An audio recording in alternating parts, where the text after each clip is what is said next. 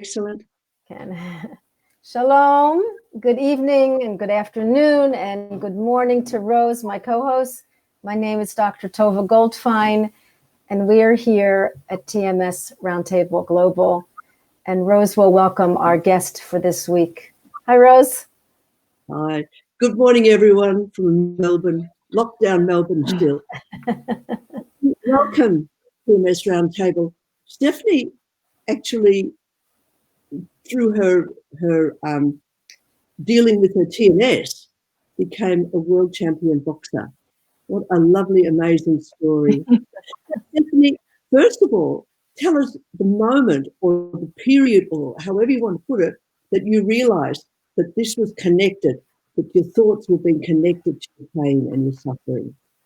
Can you sort of draw on that first so that people can see that there's a possibility of complete transition?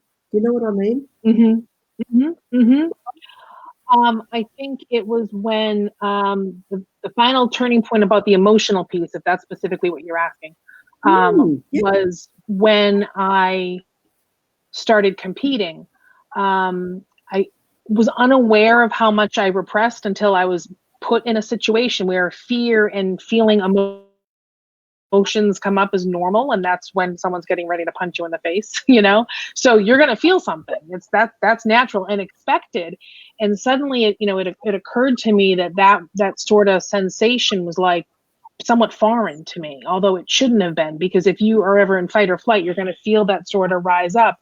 And I'm like, okay, so this is normal. This is like normally what I should be, maybe not to that level, but I should be feeling something. And I think I realized that there were times where it wasn't. I was just kind of pushing things down and not really, feeling my feelings like you're supposed to do. So that was kind of like oh, wait a minute. And then noticing that as I could almost, play with the emotion of fear in terms of doing like visualization exercises before a fight. So I could conjure up and provoke that fear response within myself. And I was like, oh my gosh, like now I see that, I don't even need to be in the situation. I can provoke it within myself, which means I also have the ability to control it and dial it down. Yes. And once I have it happen by circumstance within myself, it was like, oh, now I'm able to connect all the, the dots, because that was the final piece for me. That final dot was that emotional repression piece.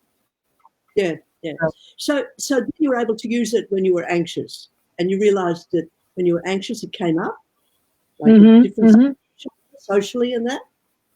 Yeah. So you're able to use your skills at home, at your workplace, wherever. That's yeah. Can you sort of take us through that a little bit of how it was once you realized that you were open, that your mind actually had great control of things, and you could utilize your mind to actually make your life more comfortable, not suffering anymore. Yeah, it was pretty incredible. And at the same time, as I was a little bit aggravated by it, because it was like, for crying out loud, I'm almost 50 years old. I'm just now figuring this out. Like, who doesn't, it just seems ridiculous. Like, shouldn't I have learned this a long time ago? But I didn't. So it was fun for me, because I viewed it as like a science experiment. Like I was a guinea pig. So, I could play with the level of how activated I was in terms of fear just by, again, just, visualization exercises and such. And then, making that connection that fear, that's everywhere, whether it's, to a high degree or a low degree, it drives everything. And that then I could put myself into a situation where, like social anxiety, which I had a lot of. It's like, you go in the gym and everybody, you have to like walk around people to get to like the treadmill that you want. Normally I'd be like, oh, I'm nervous, I don't want to go do it. Instead of being like, just feeling it and being like, this is just a sensation. Like that's all that is. And I didn't notice the feeling part, like what I was feeling inside. It was more behaviorally. I was like, I don't want to, you're avoiding something without noticing the actual emotional connection. So once I was able to like feel it and go, oh, this is an emotion.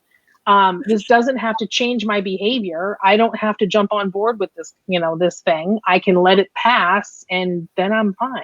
I think it was just like when you have that emotion and that conditioned behavioral response that happens over and over again, it's like, I think the emotion just goes and then you're just like on autopilot. So it was like a awareness for me, because maybe it existed at some point, but it definitely had stopped. Mm-hmm. I have two questions. Mm-hmm. One is, I know a lot of our clients really struggle with feeling the feeling. Mm-hmm. I know that's an issue, and I want you to talk about that. But I guess what I want to hear is more like a timeline. If you wouldn't mind talking a little bit about life and a timeline, and kind of growing up and back pain in high school, and just give an idea of. I would love, we have a lot of listeners now, and that'd be a good time to start. Thank you. Yeah, no problem. My back pain started in high school. I was very active, played sports, so it didn't seem unusual at the time, although it was pretty severe and on and off. And that progressed, again, in varying degrees of intensity into my 20s. And then I was in my mid-20s when I had my first real episode, like on the floor, can't get up, can't move, I had to wear sweatpants to bed because I couldn't pick up my own legs. I had to like pick up the sweatpants to get my legs out of bed, to get me out of bed. So it was pretty bad. And that was the first visit to the chiro with the MRI and all of that. And it was, herniated discs, spinal stenosis, degenerative disc disease, which was of course terrifying. And then you go to another specialist and they're saying things like, well, your back is someone that's in their 40s. So I'm like, well, what does it mean when I'm 40? Well, it's going to be like you're 60. And I'm like, well, that sounds terrible. And then, yet another specialist. And then it's, you could end up on disability. You could end up on a wheelchair. If you decide to get pregnant, you may not be able to carry to full term with the condition that your back is in at the age that you're at, because it's going to get progressively worse. So I was like, oh, wonderful. So here's my sentence I'm being handed. I'm like, so this is it. So I'm 24, 25 years old, and I'm looking forward to disability and wheelchairs. So at that point, I ended up having 2 back surgeries. Both times they were microdiscectomies because one of the herniations had ruptured and there was disc material in the spinal canal. Both times they went in, but then that day-to-day chronic pain still didn't end. And then at that point I was just, you're desperate and you're like, there's got to be something. And it was a YouTube video search. I came across Dr. Ben Benjamin, who was the former head of the Cambridge Muscular Therapy Institute. So he was doing a demonstration in a classroom setting with people on massage tables, but he's in a white coat and it was all very medical. And I was like, oh, what is it even doing? And it turned out it was just like therapeutic, like medical style massage, which I had no idea was even a thing. So I was super excited about it. I was like really, I'm an anatomy and physiology nerd. Like I love all that stuff. So I was like, oh, that sounds really cool. I would love to go back to school, go to massage school and be able to practice like a pain relief, kind of thing. So that it just immediately caught my interest. So I did end up starting school, but I found the pain, I knew going in I was going to be all about pain. But the pain science education was severely lacking. And it isn't even until now that I realize how lacking it was, because even the medical community is years behind the research. So it's not really a knock to massage school. It's like even in medical school, I've been reading this, that, their pain science education is still behind. So I embarked on my own sort of self-study about pain. Like I wanted to get to the bottom of it. And I ended up discovering Dr. Larmer Mosley from Australia, and got into all of the work about, central sensitization and the neural pathways being sensitized. And just what struck me was the statement that, you can have an MRI that looks like this and have all this pain, and someone else can have the same exact MRI and have no pain at all. It is not always structural. It's a danger signal. Your brain is warning you of danger. And that was like my first light bulb, was that piece that every time I felt pain, that I assumed it was further structural damage. So you avoid pain and you end up with, doing things very differently. So I practiced that in my practice, but had a lot of acute, people with injuries, but my chronic pain people like weren't really getting better. Or I didn't feel as much as I wanted them to.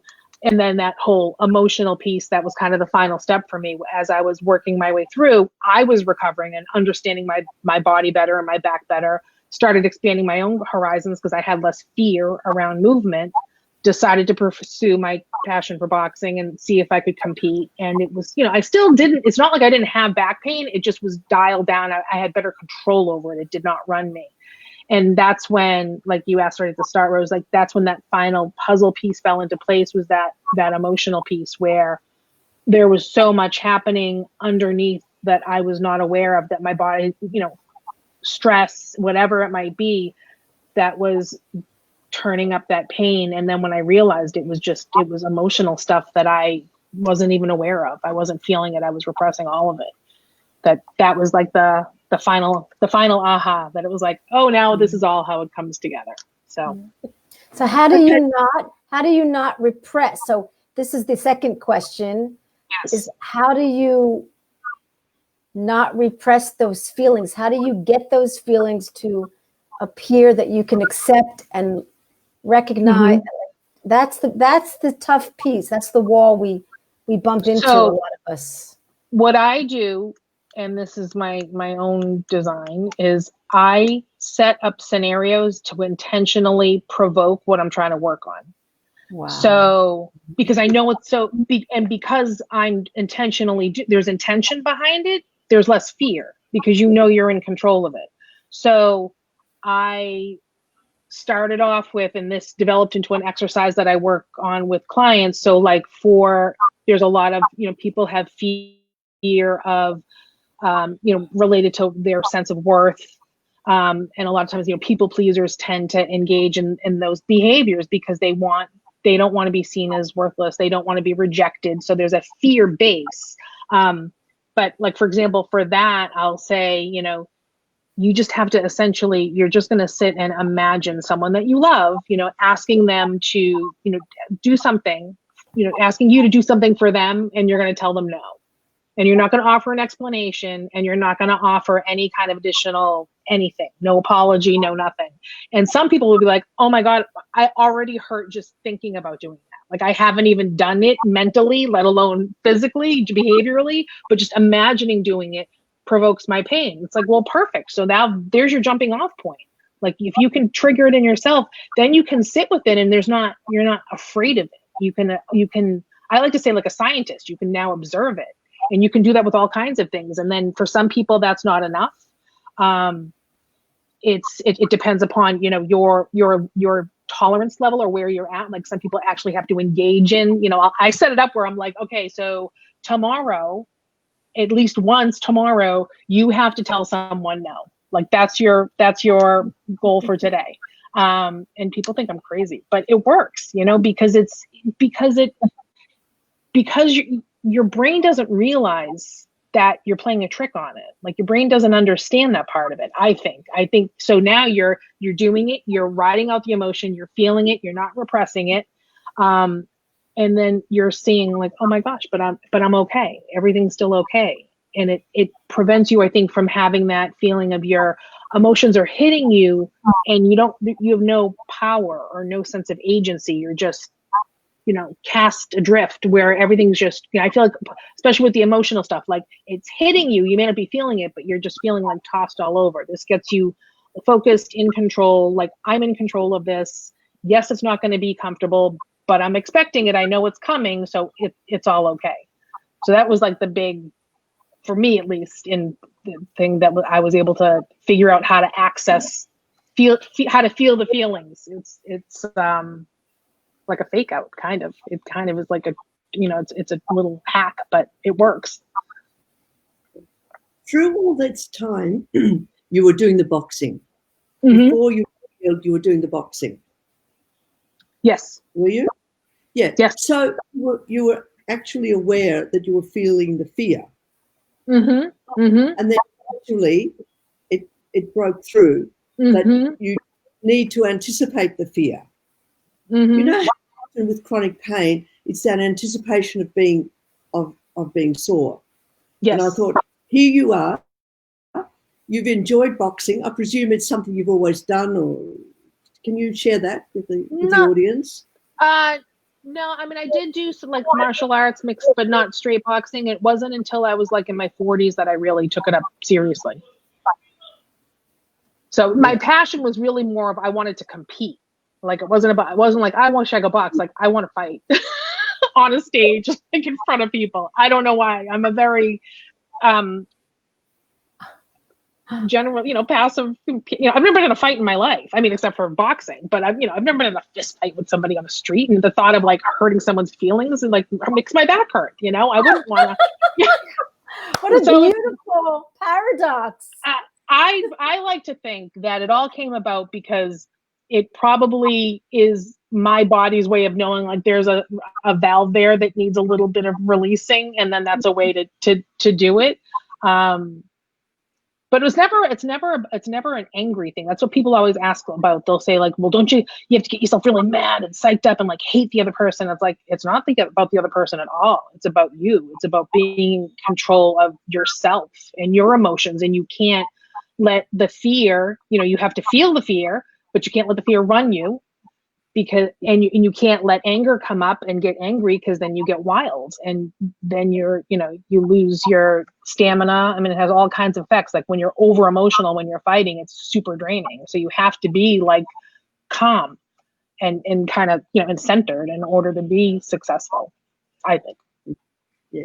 Do you think that people with chronic pain, if they've got a love of whatever, a particular type of sport or whatever, that they can move into their competitive part of them and utilize that and overcome the pain? I'm just sort of wondering.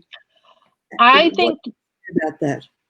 I think yes, and I think that when it comes to physical activity and chronic pain, there's such a people immediately, and I did it. Oh my God, now I can't do anything ever again.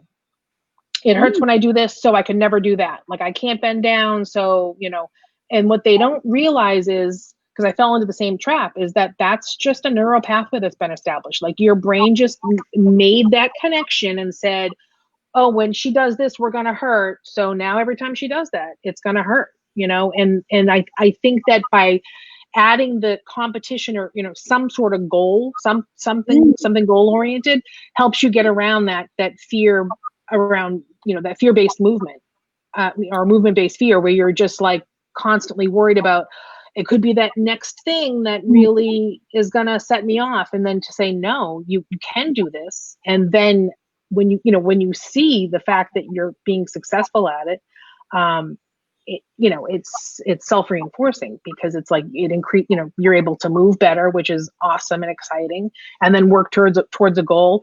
And then I think the other thing is to get your mind off the constant wheel of me and my chronic pain.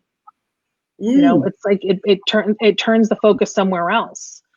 It's analyzing your pain in like as an athlete is an entirely different thing, where you're saying, I've been doing this and I can't do that because that funny little thing happens. I need to figure out a way around that. Like that kind of, I don't believe that falls into the same sort of perseveration that your average chronic pain sufferer like myself in the past has been, where it's just this constant, like me and my pain and, oh, I can't do this. Oh, my back. Oh, and then that, fearing, trying to fix it, trying to control it, trying to, which never, none of that helps. It's in like the letting go that allows that space, but you need something to go to. I always say it's like, it's easier, it's easier to replace a behavior than remove a behavior, so if you can replace it with something like an activity, that a physical activity that's going to be rewarding.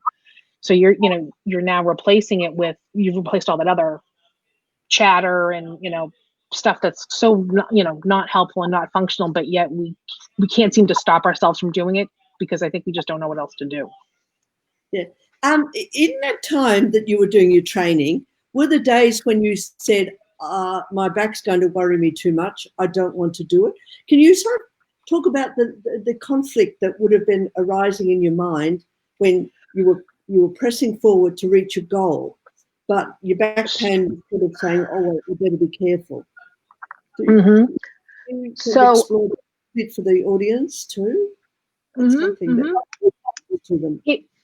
I did what it's like activity pacing. So I would say, you're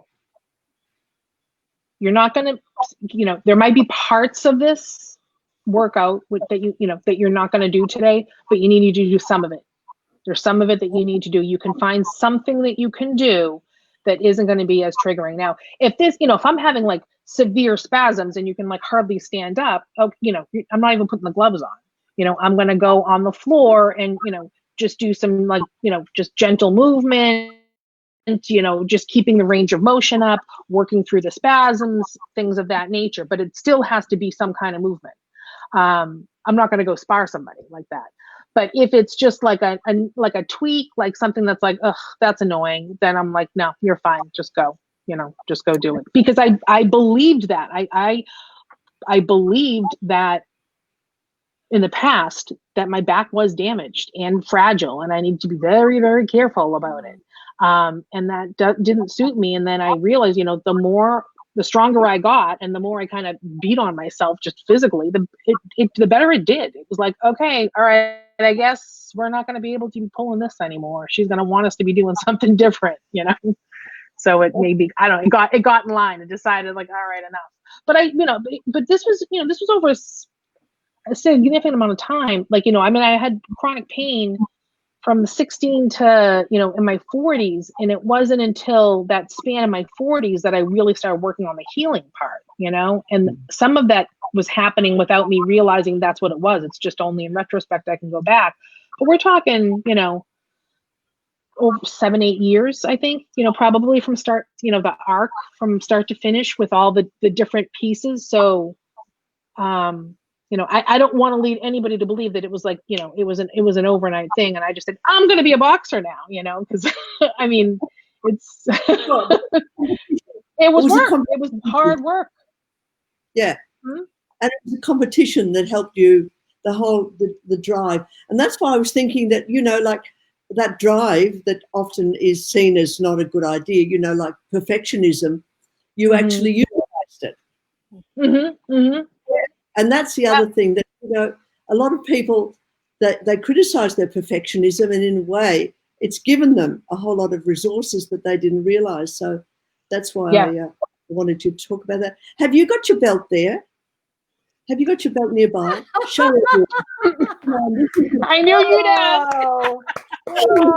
Oh, wait a minute. Here it is. Whoa. Pretty nice, huh? Pretty awesome, hey? Wow. And it's heavy too. Yeah. I mean, they gave to me and I was like, oh my God, this is like the real deal. Are you still competing? Are you still competing now? So no is the short answer, because no one is, not in the amateur. Oh, well, there's doing a couple of amateur shows here and there. So I have a special set of circumstances. It's a little bit difficult for me to find opponents because I'm 49. So I can't fight anybody younger than 39 and anybody older than 59. It's 10 years on either side. I was slated to fight in March, I think, I forget. Yeah, in Reno for the USA Boxing National Championship. I was supposed to fight, and I was so excited because my opponent is actually a professional MMA fighter. But because she has never fought in the amateurs in boxing, she's considered an amateur. So this is someone who has a, pretty significant fight history of really formidable opponent. I'm certain of it.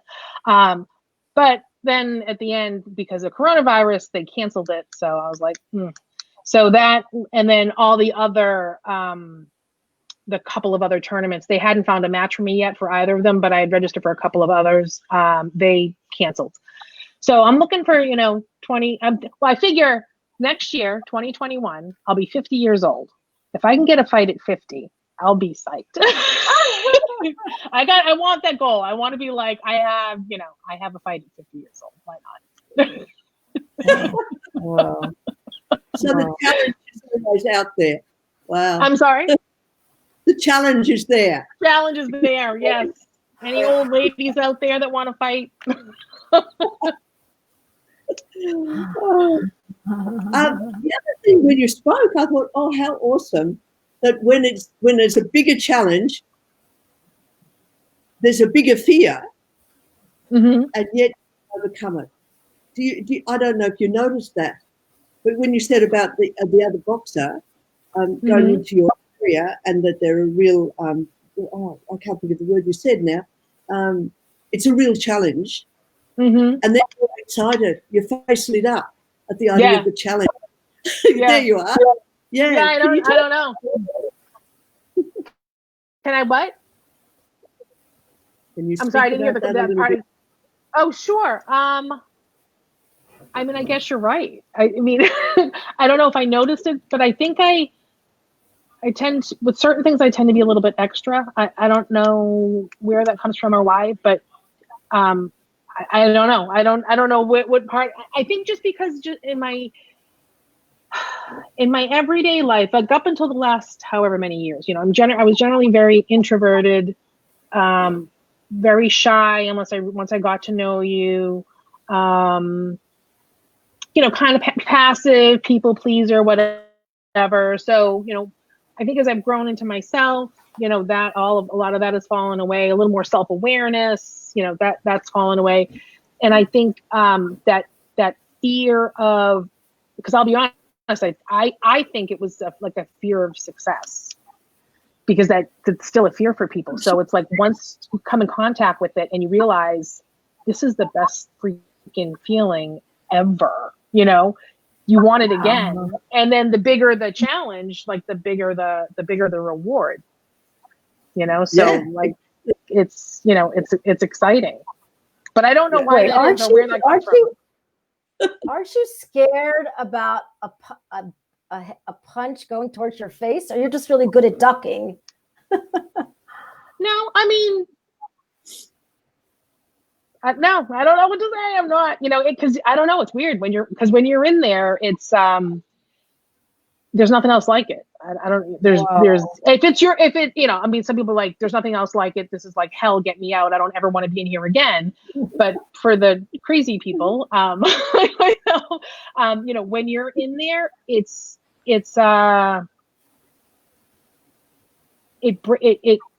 it makes everything really small. Like everything just shrinks down, and it's because it's them or it's you. Like it becomes that simple. It's not, there's nothing else. There's no other distraction. Like your mind gets real quiet because it's either going to be me or it's going to be them. And I'm hell bent on it being me.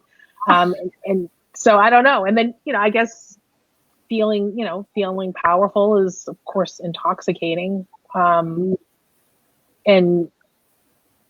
I always want to say it's not about her. It's never about powerful over another person. Like I say, like, oh, it's because I feel powerful because I hurt someone. It's not about that, because it's you. It's against your fears. You're fighting your own fears. That's what I feel like. That the person's inconsequential, sort of. You're fighting because they're going to set up scenarios that are going to make you poop your pants, and you're going to be like, oh my God, what am I going to do now that she's doing it like this? That it's that war within yourself. Wow. I think, and I think that because I think people have a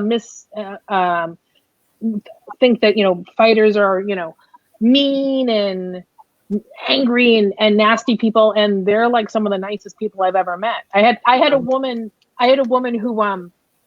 who knew me through someone else. She was on my massage table, so she's face down, and we got to talking about this fight, and she's like, oh my God, that was you that was in that fight? And I was like, yeah. And she like whipped her head up and like looked at me. She goes, but you seem so nice. And I was like, I am nice. I don't know.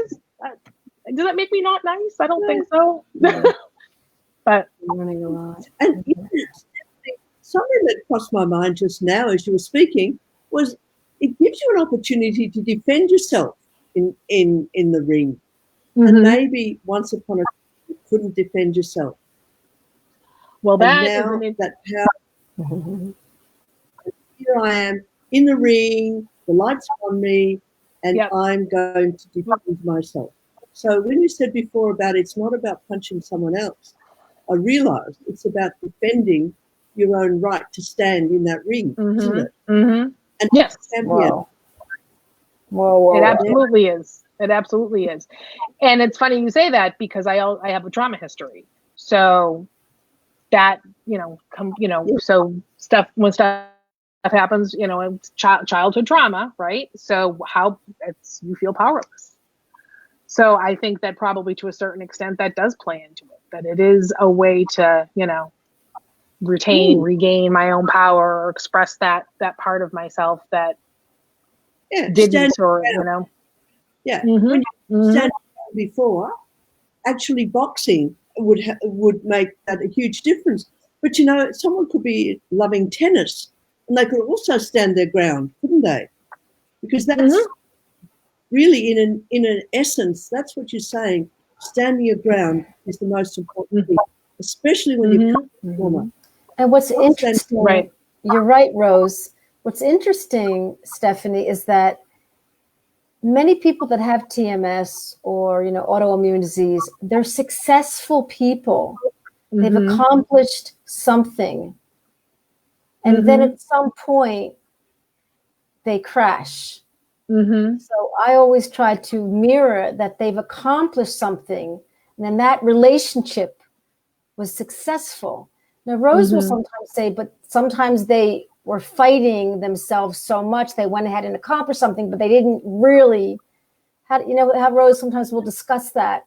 Sometimes they were running away from their feelings, so they went ahead and accomplished something, but then now they're crashing because they need to be whole and, be a feeling, emotional, spiritual, physical person. But numerous people that I work with are successful in a field or successful in something, and then find that they're frustrated because they're not successful at feeling their feelings. They can't, it's like the ego says, wait a minute, I did this. So we're talking again about how not difficult, just a new habit, a new pathway it is to feel your feelings. And I just want to reiterate to the listeners, you said, we're not here to lose something, to gain something. We have to add a new behavior, add a new pathway. And that's a very important thing, because the phantom leg, what I learned from Dr. David Hanscom was they don't take away that pathway. Oh, okay, I'm going to wake up tonight and the pain's going to be gone. They have to make a new one that supersedes so it's very interesting. So to our listeners, we're not getting rid of something to replace it. We're simply adding another pathway until the other pathway becomes accepted. I think you accept the phantom leg man has to accept he has no leg and that there's pain. And once I think I'll say to people with fibromyalgia, the minute you accept fibromyalgia, I believe, what we've seen will be the freedom for it to go away. It seems like that's what you did. You didn't say exactly like when the pain stopped and when it's like you began to accept yourself. Can you talk about that a little bit? Yeah. I think I got tired of identifying as a chronic pain sufferer. Wow. Because that becomes an identity. And I think that the more with the advent of the internet, in all these groups, I think it's amazing that people are able to share information about these things. But I think there are some aspects that can be dangerous when it comes to the collective about, identifying. And this was early on. I had before I discovered any of the TMS stuff. So again, just to reiterate, I didn't even know who Dr. Sarno was till after I recovered. I didn't know about TMS. I hadn't heard anything about the work, any of this until after I recovered. And I was like, I just did all that. How come nobody told me? How come nobody told me about sad. this? That's sad. Right? Could have saved me some time. But so when I was first, on the, on social media, like joining different things, there were like a lot of chronic back pain sufferers groups that I joined, and they were terrible places. They were just, I left, it felt like energetically just drained, and a lot of, and again, I had the woe is me too, but it was this overarching sentiment of like, woe is me, never anything about like, what can I do to make this better? Just how can I wallow in this worse? And it just left me feeling like, I don't feel supported. I feel powerless, right? I feel like I'm just a victim, and I'm just, that's my badge. I'm chronic back pain girl. And I was like, no, that's not going to be me. So I think that was the start of it, of like, how can I disentangle myself from this? Because I don't want this to be my identity. Yeah. Well, unfortunately, I think the pain when it comes up is all it's gripping, isn't it? And people can't get out of it, and then they often compare their pain with someone else's pain as if it was different. But it's all about what's happening in the mind, isn't it? Mm-hmm. Mm-hmm. Yep. Yep. And I try to tell people. One of the other things that I thought about was when you are out there having a challenge, do you ever sort of reflect, or I had a bit of a row with someone, and I'm more uncomfortable now, or I wish I'd done something like for example, like in your practice in your boxing, if you've made if you haven't done enough push-ups, for example, and I should have done push-ups, does that then come back to you and create pain? Do you know self-criticism, if it creeps up, how do you notice it? Self-criticism.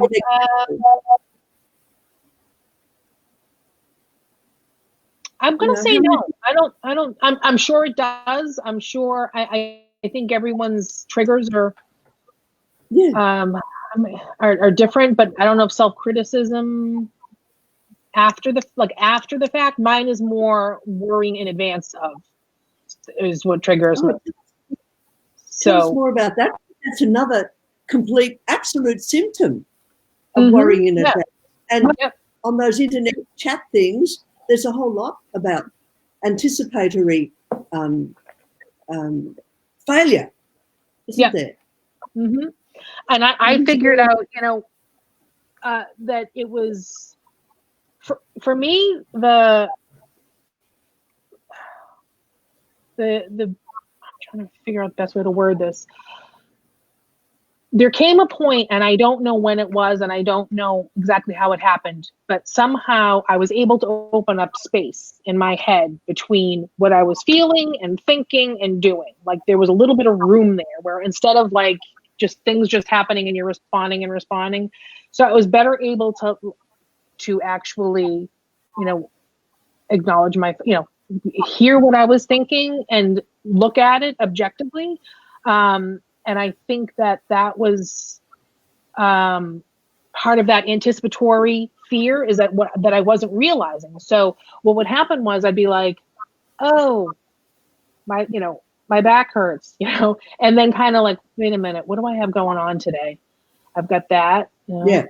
And then I'd have to drill down, because sometimes it wasn't even just about the event. It was like, I have this and this and this and this. Oh, but I know at this place, such and such, so-and-so is going to be there. And that's the one whose name I can never remember. And I'm supposed, like, it would always be like some weird thing that my subconscious had decided that I should be worried about.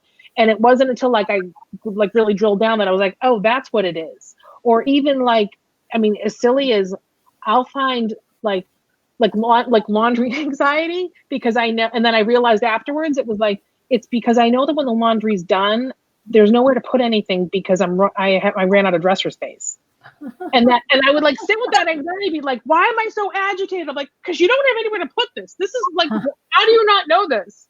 but it was like this weird anticipatory stuff of like, oh, my back at the thoughts of doing the laundry, right? Because all the dresser drawers are full, and you've got, it's just going to sit in the basket. And that's so it just comes down to control. Like, I don't have control of my things, myself, my thoughts. Yeah. I love your example, because it's a every ordinary, everyday thing, and it's so true, isn't it? That order will be, you'll create order, then you're going to have disorder out of your order. And I think what you're bringing up is, I mentioned, I talk more and tell people, oh, you're having a human experience, are you? But and I think what comes into play with that, what's that equation, is that we really have to put our ego into perspective, where that can really be so we either have to channel our ego. We must channel the ego in a way that, because we become imbalanced, and it's usually the ego, the expectation ego. And maybe you could talk about, like, in high school, you had pain, and what was going on with you, and you were a beautiful woman, and guys and parents, like, what was going on for you regarding your ego, and how did you balance that out to be able to get 2 surgeries, you said, and stuff like that. True, yeah. Wow. I think I just a lot of fear. I didn't realize how much fear I had in my life. And just to, maybe put it in perspective a little bit, I finally did decide to go to a doctor when I was in my 40s for some sort of diagnosis, because I suspected, due to past trauma, there was probably something somewhere. And I was diagnosed with PTSD and severe anxiety and moderate depression. And he said the depression is most likely just a result of walking around your entire life with PTSD, and you had no idea. And he talked about, the amygdala, and then when the amygdala is damaged, you're viewing life through this lens of fear. Your brain is constantly on high alert, and that's really not something. And he told me, and again, like, talk about being told things. He told me that you can never fix that that's just going to be you forever. And I was like, I don't know about that. But that, I think that I realize in retrospect that I was living my life through a lens of fear. So just fear about everything. Just constantly, and like, not it's weird to say, like, fear, like I wasn't hiding under my bed, but I mean, everything generated fearful responses in me, just encounters with people, conversations, having to go places, things that were unfamiliar, driving somewhere that I hadn't been to before, all of those things. It wasn't until things were different for me that I realized how bad it was. You don't know if your experience from the time that you were young, and I was, you always feel a certain way. There's no way to know whether or not that's normal. That was just my normal. And then now that I don't feel that, I'm like, oh wow, like that whole time I was like that, like living through that lens, but I had no awareness of it, because that's all I knew. So I think that was that. I think probably by that point in time, in 16, I think it just starts to wear on you, and being in a fearful state. And high school is high school, so it's not, it's not like always the best time in your life. There's a lot of stuff going on, and I think it just maybe reached like a critical mass of like repression and people pleasing and being afraid and not even knowing that I was afraid, probably just having, fearful feelings that were, being repressed, that it had to come out somewhere. And then I just happen to have a fantastically terrible back on my ride and back it all up. Wow. So we have a lot of people watching, but, people are listening and not asking questions. If there's any questions out there, this is your opportunity to ask Stephanie. Let me ask you to, if you would share. I always like to,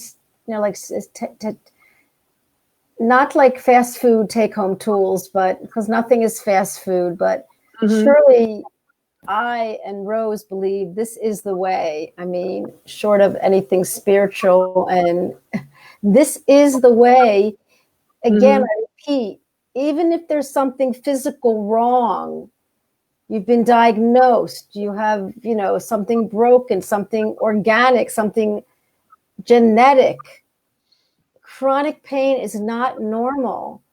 And even if there's something that's so ebb and flow, and you're going to have this, it's all in the way that our attitude and our perception and our experience. And like the glasses, like the framing, reframing something. And I'm not saying to change your experience, but you can shift it. It's a shift. And so in that, to say that I think we all agree here that chronic pain is not normal. Chronic disease is a human condition, but it doesn't have to be. It doesn't have to. You can have I don't like the word normal. You can have a life. Typical. You can have typical. You can also choose. You can make choices. You have choices. Everybody has choices. Can you talk about some take-home tools that would help, that are challenging? Because talk about a challenge. These tools in itself are people's challenge. So I'd love to hear. Before you answer that, I'm happy to see Ken. He's got a question for you. Can you see it? Yeah, laundry anxiety is so true. And I'm glad I'm not the only one. I'm nuts. I'm definitely nuts. All right, Ken. I wonder if you feel regret about having had the surgeries. No, I don't. I know a lot of people do. I did not have any fusions. Thank God. I think that would have been a lot different. In both cases, I want to say that, there was typically, as you'll see with back surgeries, there was a moderate improvement. But again, not a cure of the real, the long-term chronic stuff. But I would not recommend it, but again, I feel like it's hard. I don't have regret about anything when it comes to that, because I feel like every single thing you encounter along the way is just part of your journey. And I wouldn't have gone to massage school if I hadn't had the surgery. It would have been all the path would have been so different for me. So I think it was pointing me in the right direction. But that being said, I certainly would not advise for others. And if they told me tomorrow I needed back surgery, I'd say no. Right. Here's another question from a new person that I'm happy to meet, Lisa, and she wants to know if she can help her rheumatoid arthritis with TMS. And I'm going to let you answer that, and then Rose, because there's an absolute answer for that. What do you think, Stephanie? Absolutely. Yeah. I think any kind of pain condition, and also, the autoimmune work they're doing, I've seen has been great. And then, there's a real clear correlation between, you can alter your biochemistry with your thoughts. They're proving it time and time again. It's so that absolutely in and of itself should be out there. Well, I don't know why it's not more often for people that have immune conditions, but just in terms of the pain of the arthritis, that can be addressed in and of itself alone separately, as opposed to just the inflammatory part of the condition. So I would say yes, definitely yes. And I agree. Yeah. But Lisa, remember that somewhere down the track you had a lot of anxiety, and that anxiety has brought out fear, and that's one of the things that Stephanie's been talking about. And that's what is so amazing about what Stephanie's done. She's faced the fear. And did you see her face light up when she said about the strong opponent? She was looking forward to getting up there and standing up there on that. Is it a canvas? It's a canvas, isn't it, that you're standing on? Yeah, that's canvas. But yeah, you're standing on the canvas. Yeah. Yeah. So she's up there on the canvas, and she's got both her heels dug in, and her toes sitting strongly on that canvas, and her back is ready, and she's ready to meet any opposition. I think that Lisa, when you think about having an autoimmune disease, it's almost like the opposition has been too strong for you, so you have to give in. So maybe I'll talk to you after the show if you want, because I'll be up this morning here. Yeah. So, Right. Stephanie's story is awesome. Even like the first time we met Stephanie, we thought, oh, we've got to get her on because she's such an encouragement to other people. She really is. It's just absolutely lovely that you can face the fear, meet the fear, and actually joy in your face when you're caring. Yeah. Meet the fear. I mean, it is, you know, it is an interesting point. You know, there's a handful of emotions that we deal with, and you know, fear is a word. Fear is a 4-letter word. You know, when you look up the word stress, remember the guy in Sweden who first dealt with the word stress? He was a Danish guy or Swedish guy that he began to understand what stress, like that's when stress became the buzzword. And stress is a definition for pressure, like pressure put upon something. And we've turned it into $1 million word that can change someone's trajectory of their life by the mere word of that. And I want to be clear with people about the words we use, the language we use, how our body hears the negative self-talk Rose will mention. And it's very important that we honor our body. And now we're right back to the same old self-love, self-acceptance. Can you talk a little bit about that in your healing process, how you loved yourself and accepted yourself, and that was a major jump in your healing? Yeah, I think that I think I let myself off the hook. I think once I was able to see where, you know, things that had happened in the past, you know, how that shaped me, and that, you know, you're really sometimes you're a product of all your experiences, and that, you know, that made me the way I was, and that was okay. And it's I always did the best I could in whatever circumstance I was in. And I think, you know, again, I keep going back to like letting yourself off the hook for, like, you know, not, you know, being 100% together mentally and having these issues of chronic pain and feeling like, what the heck is wrong with me? And realizing it was all normal and okay. Then it was like, oh, all right, so that's it. I'm really okay. I'm not as much of a disaster as I thought I was. So it's self-acceptance, and you're really self-accepting. Yeah. I am who I am. I am who I am, not good or bad or black or white or pink or purple. You know, freckles. Oh yeah, what do you think about my freckles anyway? You know, like freckles, you know, like it's really I remember I wanted to like wipe them off, you know, and you know, I wanted to when I was a kid, and somebody once said to me, "Oh, your eyes are so big," and I took it as negative, and I walked around like this for like a year because you know, so we have to be. We're so vulnerable. We're so raw, sensitive. Yeah. So Margie has a wonderful question. Nice to see you, Margie. I haven't seen you in a long time. Welcome.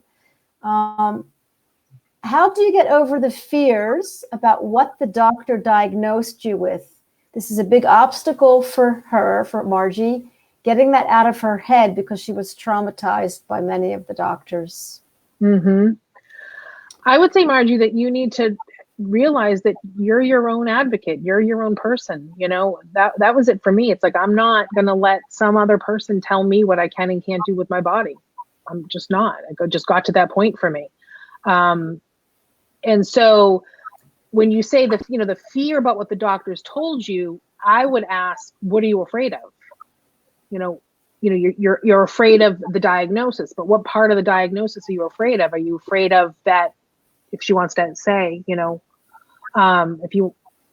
like in my own case, if I were to pose the question to me, my fear, I was afraid of what the doctors told me initially because I was afraid that by moving my back, I was going to damage it more.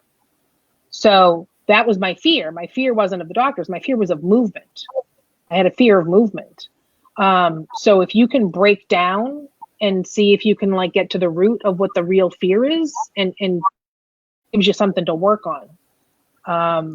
because if it's, fear of movement or I don't know what other things. I mean, generally with chronic pain, it starts with the fear of movement is usually, I think, the first thing.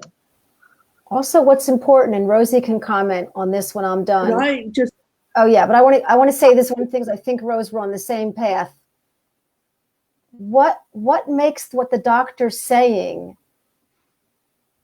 the almighty word of truth? It's just an opinion. And Rose is going to comment more on that, right, Rose? About the doctor, giving a diagnosis and the stress the doctor has to go through too.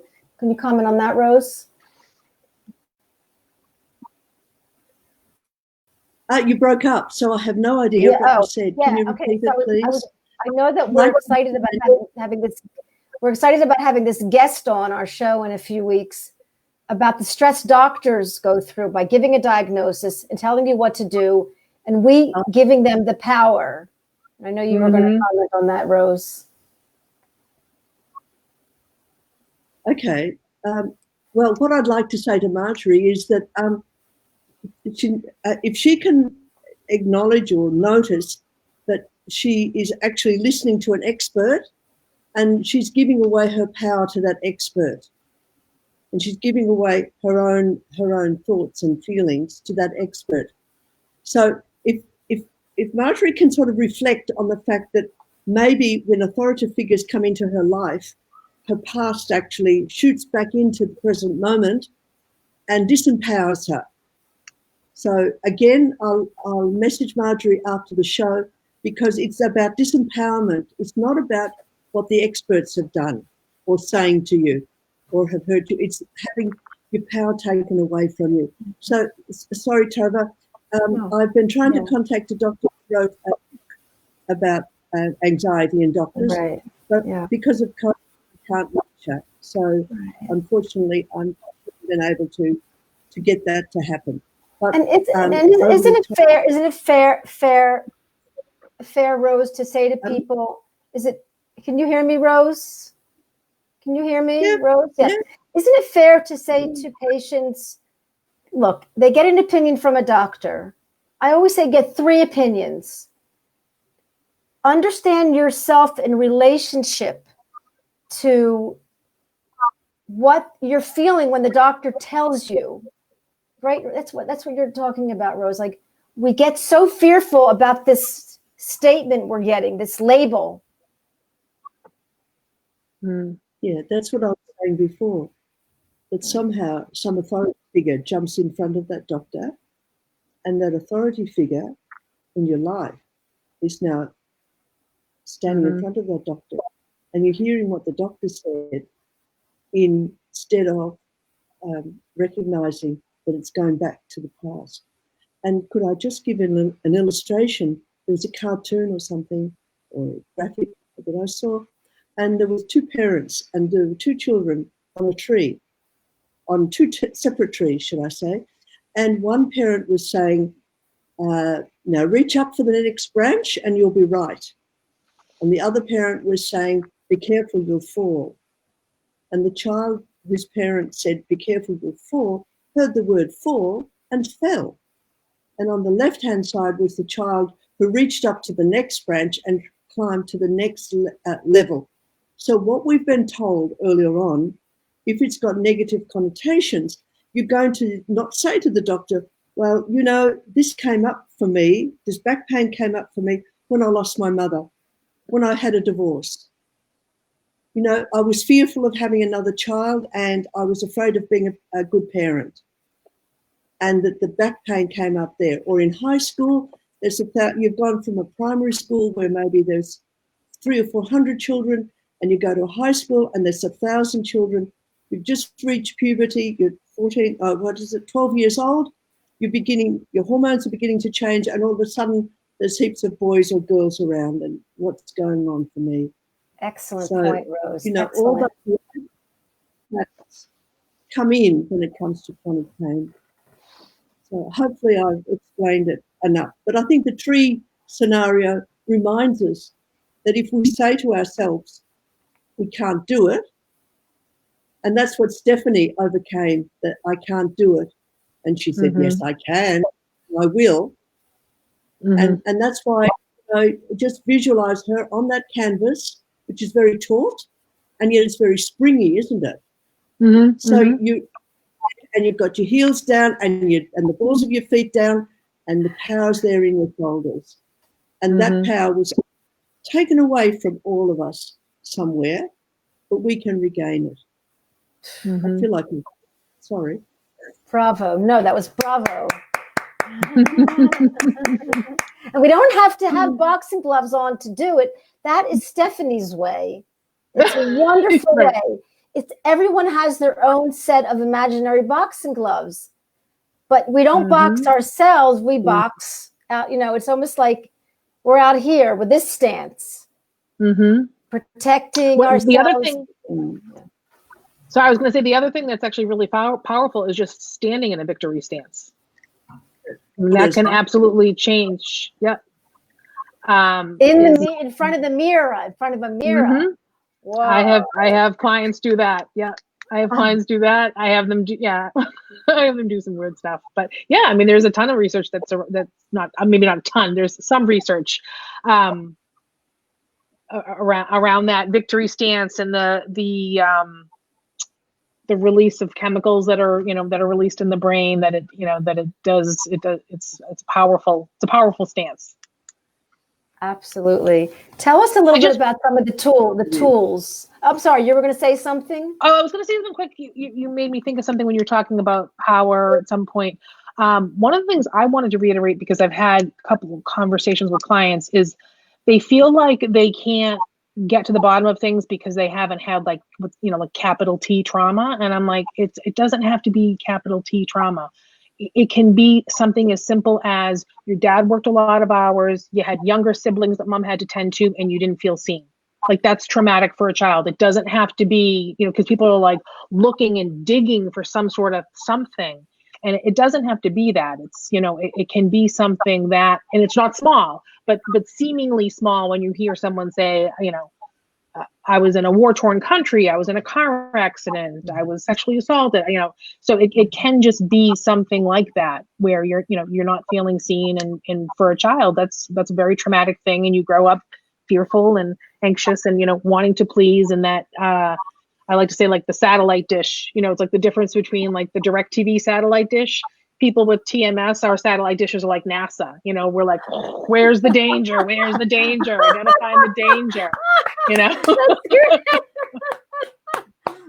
I like to use metaphors to help people understand the concepts. But we have a very good the radar, and that sensitivity can be channeled. Right. I found a quote by Bessel van der Kolk. Yeah. We're listening. This about small t trauma. Trauma is when your reality is not seen or known by people you love. It's not seen or known. So the small t is not a small t at all, because you haven't been seen. I mean, if there's been large, you've often got other people to support you, and the memories come back and the flashbacks. But at the same time, there's usually someone else. So like if you've been in a bad car accident, you've been taken to the hospital, so other people have actually taken care of you to a certain extent. But the real reality is that small t is more damaging probably than the large t in many ways. I like to tell people that it's anything that overwhelms your resources can be traumatic. So anything that happens to you that is above and beyond the resources you have to address it is going to be something that traumatizes you, because you just don't have the resources for whatever reason, and that's okay. Wow, good point. Amazing point. Ricky is here from Denmark. She's a therapist, but I'm so happy to have her sharing. Can you read it, Rose? Yeah. She says, I find it helpful to remind myself what is my share in creating this fear or problem? How do I become hooked? So if someone voices an opinion, diagnosis or judgment on me, how do I then misuse this judgment for the purpose of self-punishment?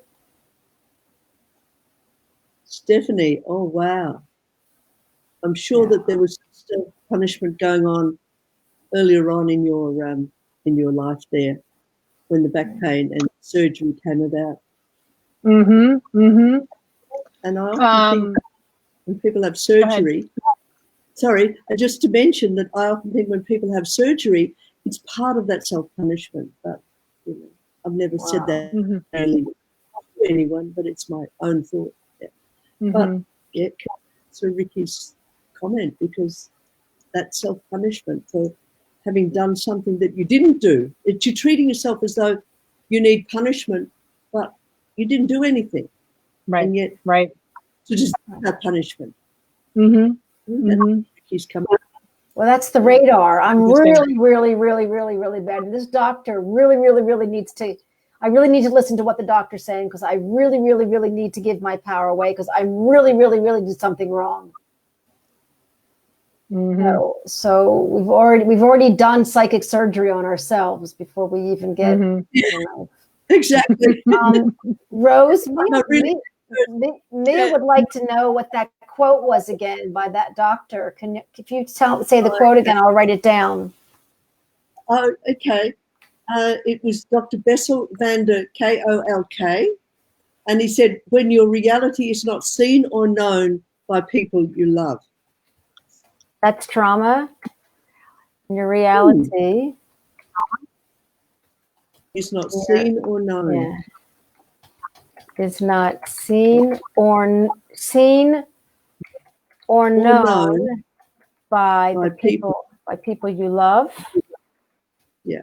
Yeah. Like your parents didn't know that you're being bullied at school, and you weren't game to tell them because you'd get the blame. It's a very simple example. But yeah. And I wanted to say something too. I know Lisa had to go about the rheumatoid arthritis. What, Rose? When your reality is not seen or known by people you, Y-O-U, love. By people you love. Thank you. You love. I wanted to say that it's science, it's scientific, and I like to back up a lot of our emotional statements by science, but the human body is not a science, it's a work of art. And no thing works for each of us, but when we are anxious, when we have stress, when we are ruminating, when our body senses there's a low, we create inflammation. It's a natural reaction that the body's protecting, and it's the basis of a lot of conditions, inflammation, whether it's cancer or MS and so I always say to people, be careful about we create inflammation, and it's there to protect us, and it can be there. It's always about balance. After we work out with a muscle, you'll feel a little sore because it's created some new inflammation. So I think what you did was really wonderful. You went and studied about the body, which it's almost like you not only loved yourself by giving yourself that knowledge, but you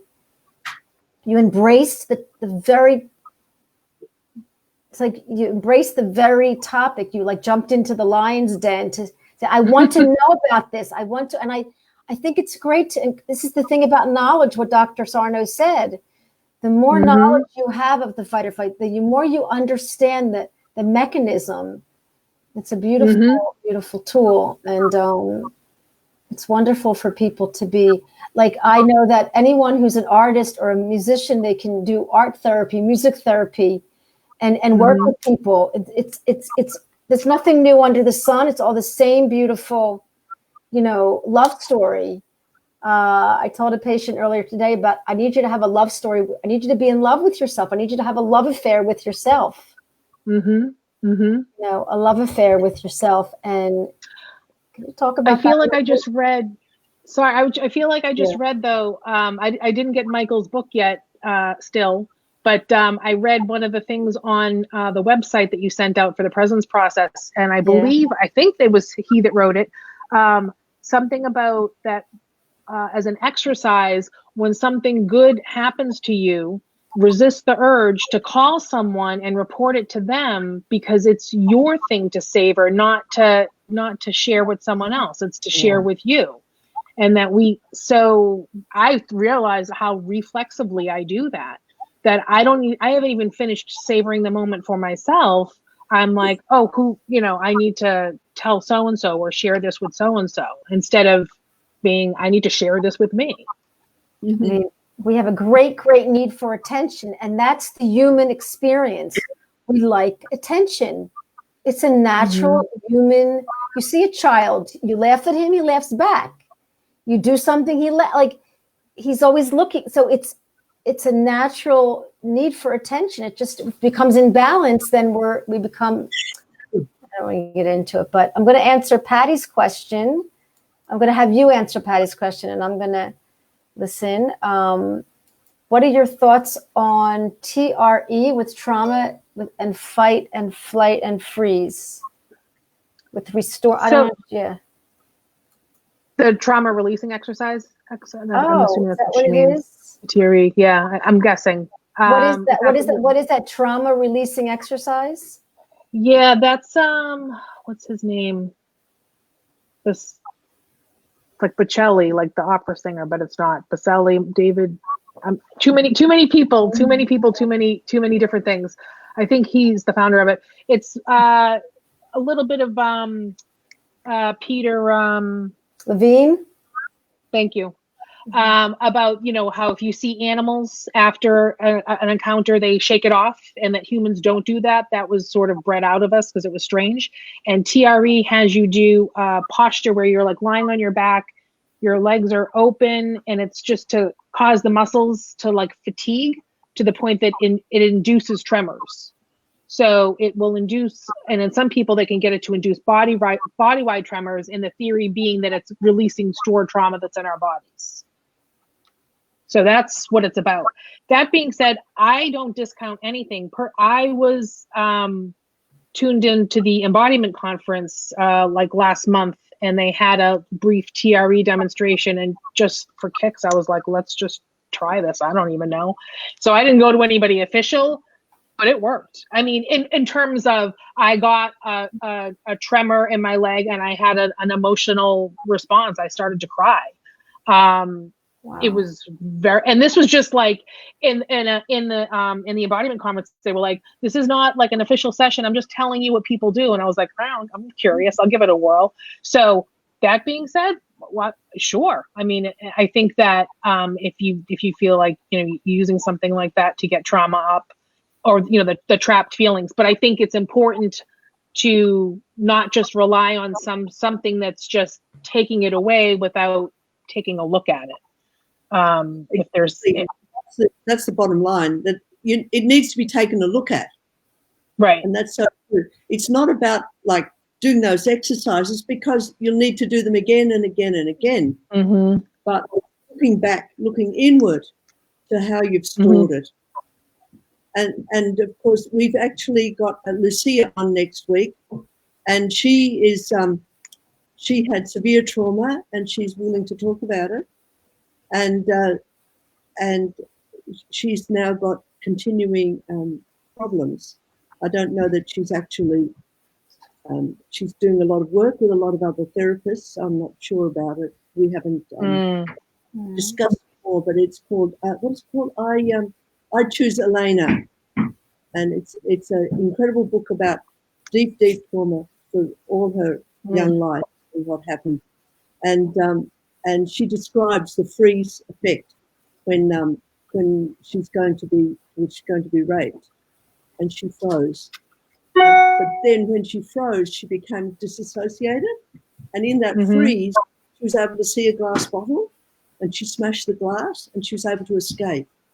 So it's a story, and how once the freeze happened and that disassociation happened, her mind was separated from her body, and she was able to do something.